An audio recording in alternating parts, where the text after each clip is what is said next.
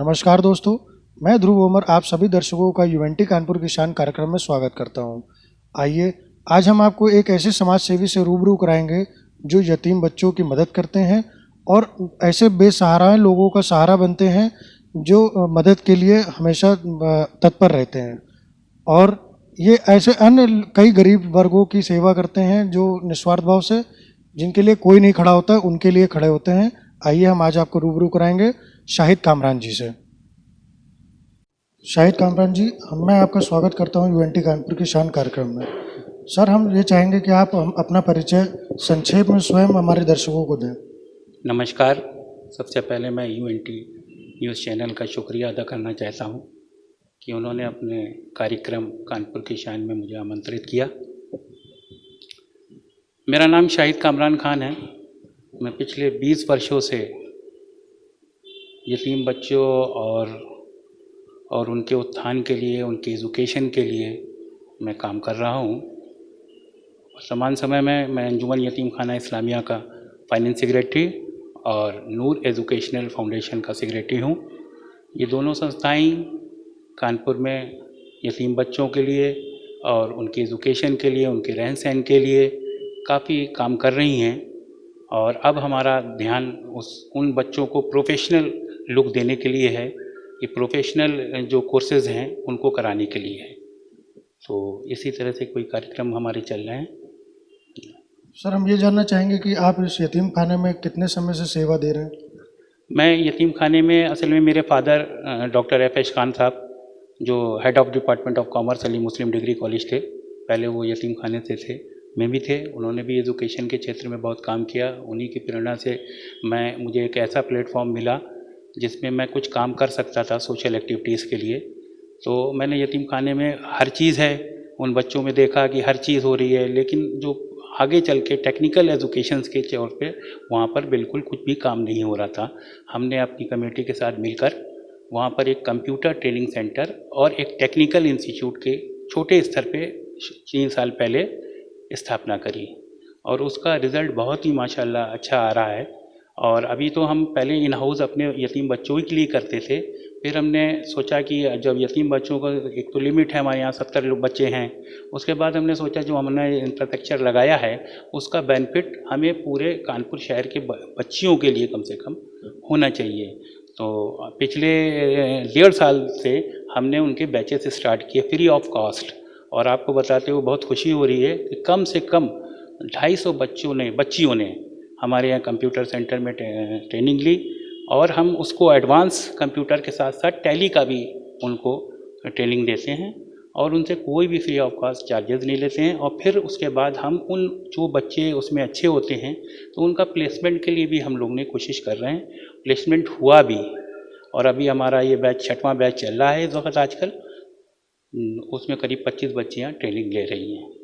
Sir, इस नेक कार्य का हौसला आपको कहाँ से मिला?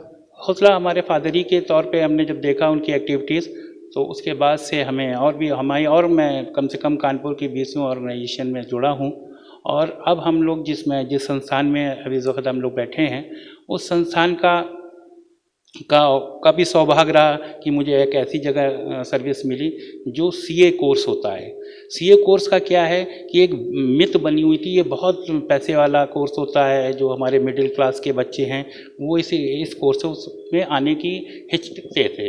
लेकिन जब हम लोग ने उनकी टेक्निकल कोचिंग की ली, फिर करियर काउंसलिंग के प्रोग्राम्स किए, तो आज आपको बताते हुए हर्ष हो रहा है कि उन मिडिल क्लास के बच्चों को जब ये बताया कि जो सीए होता है तो इसमें कोई पैसा नहीं लगता है, फाइनली देखा जाएगा तो ज़ीरो होता है।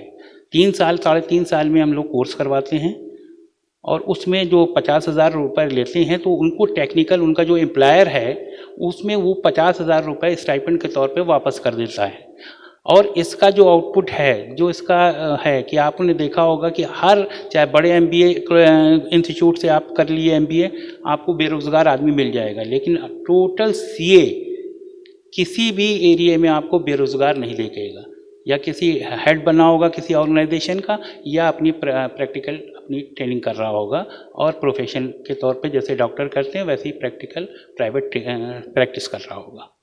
सर इस यतीम खाने से जो बच्चे पढ़ते हैं उनमें सर कोई आईएएस पीसीएस या किसी अन्य क्षेत्र में, कोई मेडिकल के क्षेत्र में कोई और बच्चे आगे आए हैं? हाँ, मैं आईएएस में तो अभी कोई ऐसा नहीं है, लेकिन ये जो वही जो रुझान जो हम लोग ने शुरू कोशिश करी थी, आपने अच्छा सवाल पूछा कि हमारा जो ये आईएएस वाला है वो अब हम कानपुर शहर के लिए, अपनी यतीम खाने के लिए नहीं, कानपुर शहर भर के लिए हम अभी क्रैक्स कोर्सेज कराया करते थे। लेकिन कानपुर में आईएएस की कोई कोचिंग नहीं है, इलाहाबाद में है और दिल्ली में है। ज़कात फाउंडेशन से हमने बात करी है कि बहुत जल्दी कानपुर में इस आईएएस के लिए हमारे जो इस क्षेत्र के बच्चे हैं उसमें उनको ट्रेनिंग हम देंगे 3 महीने की, और उस ट्रेनिंग के साथ फिर वो उनका लगेगा रुझान है, क्योंकि आईएएस भी जैसे सीए मैंने बताया कि बड़ा आईएएस का भी एक बैकड्रॉप है कि बहुत बड़ा वैसा कोर्स है, इसमें जाना नहीं चाहिए। अभी आपने देखा हमारे एरिया से चमनगंज से गया बच्चा शफीक, तो उसको जब देखा, जब उन्होंने लोगों ने देखा कि इस क्षेत्र से भी बच्चे जा सकते हैं, तो हम अभी हमारा नेक्स्ट स्टेप जो है वो प्रोफेशनल कोर्सेज के साथ आईएएस की कानपुर में ट्रेनिंग बहुत जल्दी स्टार्ट होने वाली है। सर इस यतीम खाने में अभी तक सबसे हाई एजुकेशन का बच्चा कौन, मतलब कितना? हाँ, आपका जो हाई एजुकेशन अभी जो बच्चे हैं उसमें से हमने उनको इसी प्रोफेशनल कोर्स के लिए नर्सिंग की ट्रेनिंग कराई। पहले क्या होता था, एक लिमिट था कि हमारा इंटर तक बच्चा है, बॉयज़ पढ़ा और ग्रेजुएशन कर लिया अब लड़कियों ने, और उसके बाद उनकी शादी हो गई, कोई ऐसा उस फील्ड में बाहर गया नहीं।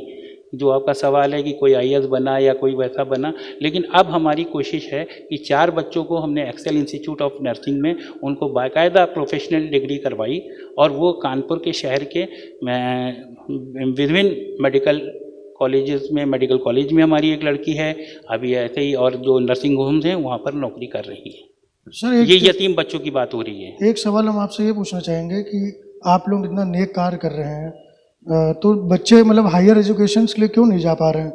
क्या कोई समस्याएं आप लोगों के सामने आ रही हैं? हाँ, समस्याएं नहीं, समस्याएं तो कोई ऐसी नहीं है, हम तो हर चीज़ प्रोवाइड कर रहे हैं फ्री ऑफ कॉस्ट।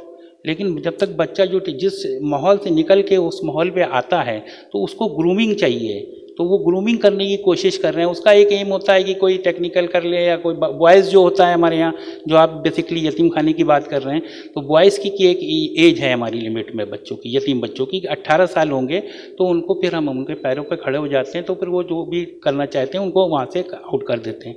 लड़कियों की केसेस में क्या है कि जब तक शादियाँ नहीं हो जाती हैं उन बच्चियों की, तो हम नहीं कहें उस पीरियड में, जो ग्रेजुएशन और इंटर करने के बाद का जो पीरियड है शादी तक, हमारे चाह रहे हैं कि उनको कोई प्रोफेशनल ट्रेनिंग लेके अपने पैरों पे खड़ी हों। और first time the history of यतीम खाना, इसमें 4 बच्चियों ने अपने पैरों पे खड़े होकर, जो हमारी यतीम बच्ची थी हमने जिनको ट्रेनिंग दिलाई, वो आज भी अपने पैरों पे खड़ी हो रही हैं, रह भी हमारे यतीम खाने में रही हैं और सर्विस प्रोवाइड कर रही हैं। इसी तरह से और कोशिश है, बेसिकली यतीम बच्चों ही के साथ नहीं, हम तो, हमारा टारगेट है कि जो उस एरिए में जो बच्चे, जो मिडिल क्लास के बच्चे हैं, जो प्रोफेशनल कोर्स की तरफ हमें रुझान दिलवाना है, जो ग्रेजुएट करके टहल रहे हैं हमारे माशरे में, तो उन बच्चों को टारगेट करना है और उनको लेके आना है। और आईएएस की कोचिंग का, जैसे मैंने बताया कि बहुत जल्दी कानपुर में आईएएस कोचिंग स्टार्ट करने जा रही है, और उनके फिर उसके बाद प्लेसमेंट, एक प्लेसमेंट सेल का भी हम शुरुआत कर रहे हैं। एक प्लेसमेंट सेल भी हो जाए जो ग्रेजुएशन के हैं। हमारे यहाँ इतने बड़े इंडस्ट्रीज हाउस हैं, हमारे ओन इंडस्ट्रीज हैं, तो वो रिक्वायरमेंट, उनको बच्चों की रिक्वायरमेंट मिलती नहीं है। तो हमने अभी बहुत, हमारा जो नेक्स्ट स्टेप है प्लेसमेंट सेल का, तो हम अपना डाटा, उन बच्चों का डाटा रखेंगे और उन इंडस्ट्रीज लोगों से पूछेंगे कि आपके यहाँ रिसेप्शन पे, आपके यहाँ अकाउंट में, आपके यहाँ जो भी सर्विस है आप हमें बताइए, उस लेवल का हम बच्चा आपको भेजेंगे। तो एक तरह से कैंपस इंटरव्यू टाइप का हमने वो भी स्टार्ट करने जा रहे हैं। जी सर, कोई एक ऐसा कार्य हम हमारे दर्शकों के साथ शेयर करें जो आपकी आत्मा को संतुष्ट करता है? हाँ, हमारी आत्मा को क्या, हम तो एक सोशल ऑर्गेनाइजेशन में काम करते हैं, और जिस यूनिट में हम यहाँ पर बैठे हैं, तो मेरी कोशिश ये रही कि हम अपने एरिए में, जो जहाँ सीए लोग समझते, सीए का मतलब नहीं समझते थे, और आज आपको बता दें कि उस एरिए में उन बच्चियों में 10-10 सीए बच्चियों ने कर लिए, सिर्फ मोटिवेट, उनको पता तक नहीं था, उनको पता तक नहीं था कि ये क्या होता है कोर्स, सीए का सी नहीं मालूम था, और माशाल्लाह आज के डेट में वो सीए चार्टर्ड अकाउंटेंट कोर्स करा है उन्होंने। मैं अगर नाम बताना हो तो उन एरियो में, मतलब बच्चियों के, मतलब हमारे जिस एरिए में हम लोग हैं चमनगंज, और वहाँ के उन बच्चियों में भी अब सीए बनने का पूरा हौसला अफजाई और कर रही हैं और बन चुकी। सर आपके इस जज्बे को देख के हम आपको सलाम करते हैं और हम चाहेंगे कि सर एक बहुत बहुत धन्यवाद आपका। आप एक सम्मानित पत्र सर उनका लें कानपुर किसान के नाम से। Thank you sir.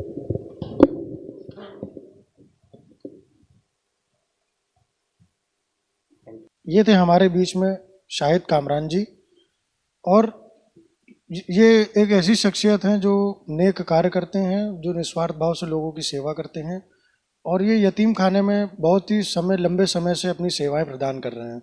यतीम खाना का मतलब है, यतीम बच्चों का मतलब है कि जिनका कोई नहीं होता दुनिया में, या जो लावारिस होते हैं, उनके लिए न जाने ईश्वर ने शाहिद कामरान जी जैसे कितने लोगों को भेजा है जो ऐसे बेसहाराओं का सहारा बनते हैं और बिना किसी स्वार्थ के लोगों की सेवाएं करते हैं। इसी क्रम पे हम अगले कार्यक्रम में आपको ऐसे ही नए समाज सेवी के से रूबरू कराएंगे, और हमारे इस कार्यक्रम का उद्देश्य भी यही है कि जो शाहिद कामरान जी जैसे लोगों को हम और आगे लाएं, और जो समाज के लिए हर तरीके से खड़े रहते हैं और निस्वार्थ भाव से सेवा करते हैं, प्रदान करते हैं। तब तक के लिए मैं विदा चाहूँगा। मैं ध्रुव उमर, आज़म महमूद और शाह मोहम्मद के साथ नमस्कार।